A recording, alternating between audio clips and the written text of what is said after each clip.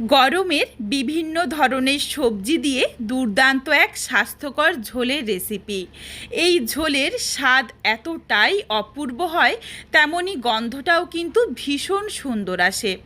বন্ধুরা, সবজি তো অনেকভাবে রান্না করো বা চিংড়ি মাছও অনেকভাবে রান্না করো, তবে তোমাদের কাছে আমার অনুরোধ রইল একবার হলেও এইভাবে চিংড়ি মাছ দিয়ে গরমের সবজির ঝোলটা বানিয়ে দেখো। এক থালা ভাতও কম পড়বে যদি পাতে থাকে এই ঝোল। আর বাড়িতে অবশ্যই একবার হলেও এইভাবে রেসিপিটা বানিয়ে আমায় কমেন্ট করে জানাতে ভুলো না রেসিপিটা তোমাদের কেমন লাগলো। নমস্কার বন্ধুরা, শুভমিতা ব্লগে সবাইকে স্বাগত জানাই। তাহলে চলো আজকে রেসিপি দেখে নেওয়া যাক। তবে কেউ স্কিপ করো না, স্কিপ করলে আমি কি পদ্ধতিতে রান্নাটা করলাম বা কখন কোন মশলার কিভাবে অ্যাড করলাম সেটা তোমরা মিস করে যাবে, তখন হয়তো খেতে এতটা ভালো হবে না। এখানে আমি প্রথমেই বেশ কিছু সবজি কেটে নিয়েছি কুমড়ো, ঝিঙে আর পটলের অল্প অল্প খোসা রেখে খোসাটা তুলেছি, আর ঝিঙেরও কিন্তু একই রকম, পুরো খোসা তুলে দিলে একদম গলে যাবে। আর নিয়েছি বেগুন, আলু। আজকের এই রেসিপি আমি এই সবজিগুলো দিয়েই বানাচ্ছি, তবে তোমরা চাইলে তোমাদের পছন্দ মতো আরও যে কোনো সবজি এর সাথে অ্যাড করতে পারো, বা যেটা তোমাদের পছন্দ নয় সেটা চাইলে বাদ দিতে পারো। এখানে আমি নিয়েছি বেশ কিছুটা চিংড়ি মাছের খোসাটা ভালোভাবে ছাড়িয়ে নিয়েছি, আর পিঠের শিরের দিকে যেই নোংরাটা থাকে সেটাও বের করে ফেলে স্বাদ অনুযায়ী লবণ দিয়ে মাছটা মেখে রেখেছি। মিক্সিং জারে মশলার জন্য নিয়ে নিলাম দুটো কাঁচা পাকা লঙ্কা, একটা মাঝারি সাইজের পেঁয়াজ বড় বড় টুকরো করেই নিয়েছি, আর নিয়েছি খুবই সামান্য একটু আদা, খুবই অল্প পরিমাণে রসুন। আদা রসুন কিন্তু খুব বেশি দেওয়ার দরকার নেই, অল্প মশলা দিয়েই এই রান্নাটা খেতে বেশ ভালো লাগে। সমস্ত মশলা জল ছাড়াই প্রায় 10 সেকেন্ডের মতো একটু ঘুরিয়ে নিয়েছি, যাতে ঠিক এই রকম একটু থেতো করার মতো হয়ে যায়, একদম মিহি করে পেস্ট করার দরকার নেই। মশলাটা রেডি করে নিয়েছি। এরপর কড়াই বসিয়ে কড়াইয়ের মধ্যে অল্প পরিমাণে সর্ষের তেল গরম করে, তেল গরম হয়ে গেলে দিয়ে দিলাম লবণ দিয়ে মেখে রাখা চিংড়ি মাছটা, আর অবশ্যই কিন্তু লবণ দেওয়ার জন্য যেটুকু জলটা বেরিয়েছে জলটা ঝরিয়ে দিয়েছি। এরপর এখানে দিয়ে দিচ্ছি সামান্য একটু হলুদের গুঁড়ো আর খুবই সামান্য একটু লঙ্কার গুঁড়ো। এরপর মাছটা উল্টে পাল্টে একটু হালকা করে ভেজে নেব, বেশি ভাজার দরকার নেই।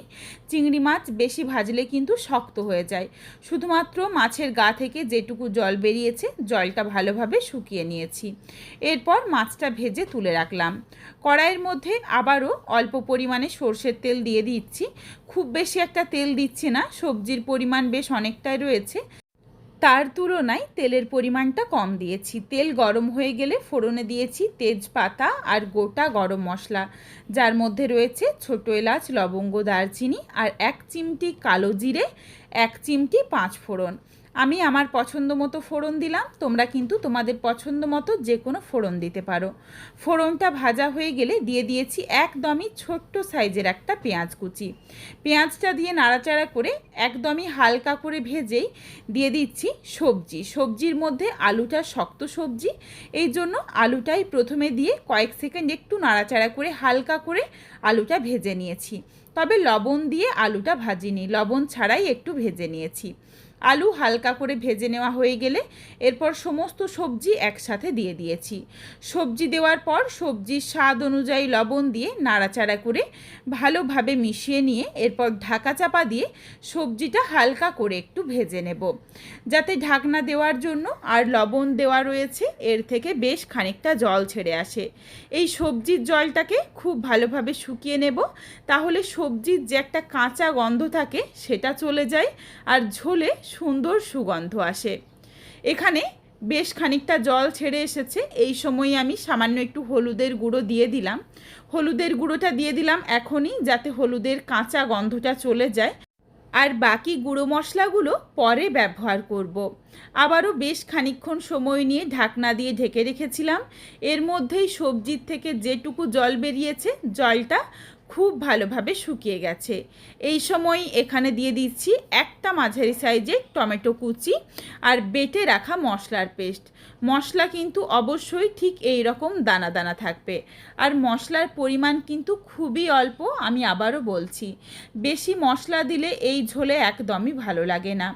তারপর দিয়ে দিলাম ঝালের পরিমাণ অনুযায়ী লঙ্কার গুঁড়ো। তোমরা যেমন ঝাল খেতে পছন্দ করো সেই বুঝে দিয়ে নিও। অল্প পরিমাণে জিরের গুঁড়ো, ধনের গুঁড়ো, সমস্ত গুঁড়ো মশলাগুলো দিয়ে নাড়াচাড়া করে সবজির সাথে ভালোভাবে মিশিয়ে নিয়েছি, যাতে যে বাটা মশলাও দিয়েছি বাটা মশলারও কাঁচা গন্ধটা চলে যায় আর গুঁড়ো মশলারও কাঁচা গন্ধটা চলে যায়।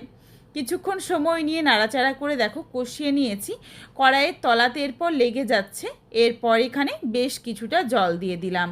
মশলার কাঁচা গন্ধগুলো ভালোভাবে যখন চলে গেছে তারপর এদিকে দেখো প্রত্যেক কটা সবজিও কিন্তু গোটা গোটা রয়েছে, একদম যে গলে গেছে সেটা না। আর এখনও কিন্তু সবজিগুলো সেদ্ধ হয়নি, সেদ্ধ হতে বাকি রয়েছে। আমি শুধুমাত্র গ্যাসের আঁচ বাড়িয়ে সবজিগুলোকে একটু ভেজে নিয়েছি। এরপর এর সাথে দিয়ে দিলাম 1/2 চামচ পরিমাণে চিনি। চিনিটা অবশ্যই দিও, তাহলে টেস্টটা ব্যালেন্স হবে। তবে এখানে মিষ্টি কুমড়োরও ব্যবহার রয়েছে, এই জন্য যারা মিষ্টি একদমই পছন্দ করো না তারা চাইলে বাদ দিতে পারো। আর দিয়ে দিয়েছি ভেজে রাখা চিংড়ি মাছ আর 2টো ফাটিয়ে নেওয়া কাঁচা পাকা লঙ্কা। সমস্ত কিছু দিয়ে একসাথে নাড়াচাড়া করে ভালোভাবে মিশিয়ে নিয়ে এরপর ঝোলের জন্য বেশ খানিকটা এখানে আমি গরম জল দিয়ে দিলাম। জল দিয়ে নাড়াচাড়া করে ভালোভাবে মিশিয়ে নিয়েছি। এরপর এই ঝোলটা ফুটে যাওয়া অবধি অপেক্ষা করব। ঝোল যখন সুন্দরভাবে টকবগিয়ে ফুটে উঠেছে, এই সময় গ্যাসের ফ্লেম একদম লোতে করে দিয়ে ঢাকা চাপা দিয়ে সবজিটা সেদ্ধ হয়ে যাওয়া অবধি অপেক্ষা করব। কিছুক্ষণ পর ঢাকনাটা খুলেছি, সবজিগুলো দেখো সুন্দরভাবে সুসেদ্ধ হয়ে গেছে। কয়েকটা সবজি একটু তোমাদের খুন্তিতে করে চেপে দেখিয়ে দিচ্ছি। সবজিগুলো একদম সুন্দরভাবে নরম হয়ে গেছে, আর এখানে উপর থেকে তেজপাতাগুলো আমি এই সময় তুলে ফেলে দিচ্ছি।